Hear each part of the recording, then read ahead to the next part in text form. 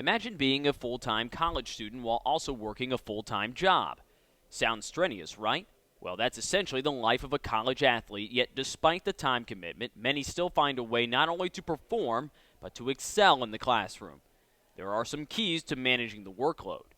It's knowing when to work and when to relax. For me, I'm the type of person I will just work myself to death because I just want to get it done. I'm so determined and I want to make sure that I'm successful. So for me, it's finding the balance of knowing when to do your homework, knowing when to um, make sure that you're going to bed on time, and making sure that you're just managing your time in a way that you can be successful both academically, athletically, and also have a time where you can relax and make friends. So for that, I would say it is very hard. It's hard, and I'm not saying I never get stressed out because I do, but I find ways to make myself relax so that I can continue to look at what is my schedule and how am I going to get everything done. I have to keep everything on my phone at all times. I try and stay organized. But around here, like the coaches, they send reminder texts. Our teammates are helping each other. So I'll never forget. I'll never be late to a practice because we're always checking on each other like, hey, you're not here. Where are you at? So that helps me. It's just experience. It's hard. But you have to know going into it, it's going to be difficult to balance everything. Well, luckily our coaches give us our schedule ahead of time with practices so I can work out my classes and when I have time to do things in between. So that really helps me out planning wise, and I also just have a huge master calendar that just plans out everything that I do every day and a lot of lists, and that's the way I keep track of everything. Victoria Brown, Samantha Turner, and Tori Seitz were recently named to the top 40 best and brightest of Davis College of Business, a distinction earned by a select few of the 850 business students at JU. It was just really, it made me really excited. I got the application, obviously. I hoped I would get it. I had some friends get it last year. So I just hoped I was good enough, and to know that, it was just like a lot of validation, like hard work, and like, I mean, I was getting noticed. Like I was getting put on a magazine cover, you know? Like I'll just be right there in the business college. So that was like really, really cool just to be noticed. A lot of people have come up to me congratulating me. I've made a lot of friends through it. So it was a really great program. I was really thankful I was a part of it.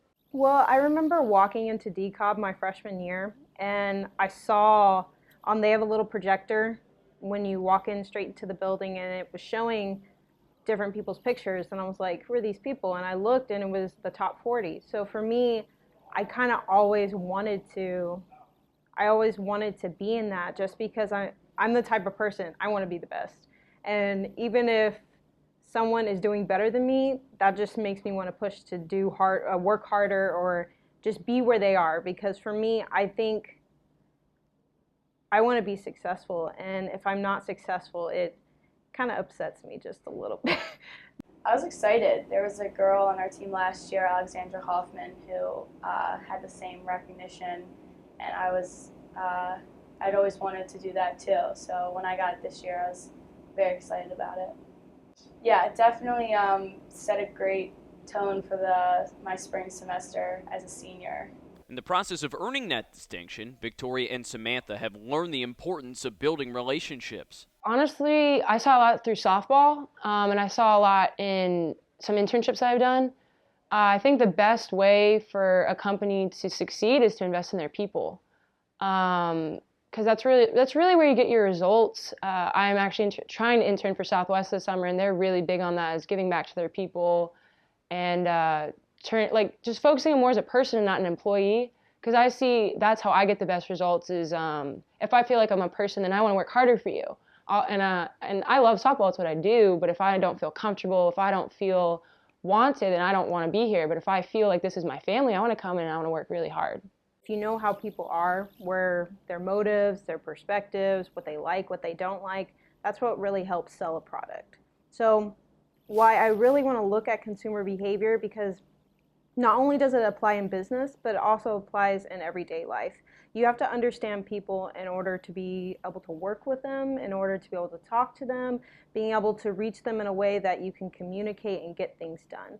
So for me, if I know how a person is, or how their personality is, or what how they like to talk or how they like to communicate, for me, it makes it so that it's easier to build a better relationship.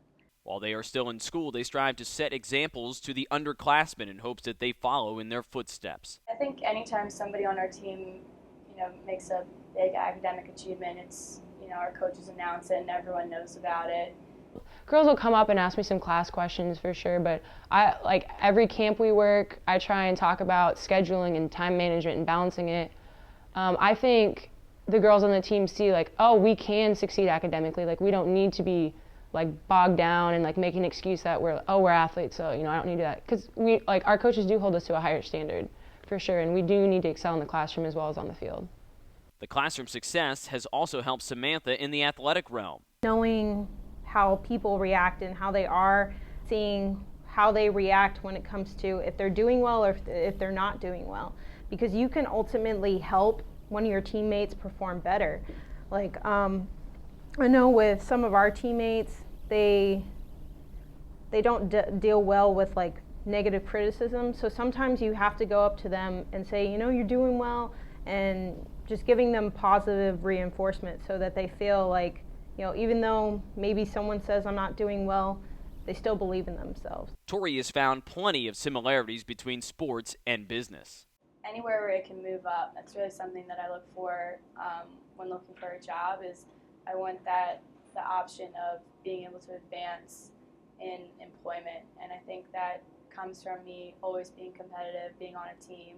I also like the team atmosphere in a work environment, which is why I'm interested in auditing for accounting, because you work in teams to do your work. So that's something I'm used to, and that's something I enjoy.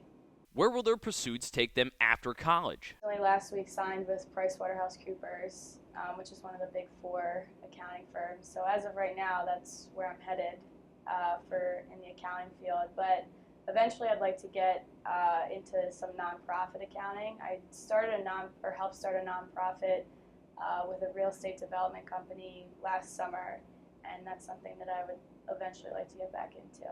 I was kind of looking at nonprofit organizations just because for me, I don't really like being a part of an organization where they don't have a strong goal, or I want to do more than just provide a product to someone. I just really like the accounting that it does, and I also like that it does, good for other people. So if I'm going to be working, I'd like to be working, helping other people, not just for myself. Even if it's just one person, to me, I would be so thankful to feel like I was significant and that I could do something more than just make myself happy. Actually, I wanted to be a pilot my freshman year. My senior year in high school, I got really serious about it. I got my private pilot's license in Texas. And then I found this school. Not only do they want me to play softball, but they have a flight program that's really hard to find. And I came here my freshman year. I did do the flight program, got my instrument rating. I decided that's not the lifestyle I want. I love flying personally, but as a lifestyle, as a job, it's very hard to have a family. It's very hard to have a life at all. And it's not really. And I like being around people. I want to be like social in a workplace. But I still like the industry, and so luckily they have an aviation management major here. And it's a very good program. It's a really good business college, and I was just lucky that the transition was so smooth from one major to another, because for a lot of people it's really difficult to switch. I'm actually graduating a year early this year, and so I want to work for Southwest in their internship program because it's an incredible program to be a part of. I've applied, and I'm seeing if they'll get back to me right now. I want to be an intern this summer because I want to come back to JU and get my MBA the following year so I can still play, still get my degree, and then I want to work for them. Hopefully they'll offer me a job through the internship next year.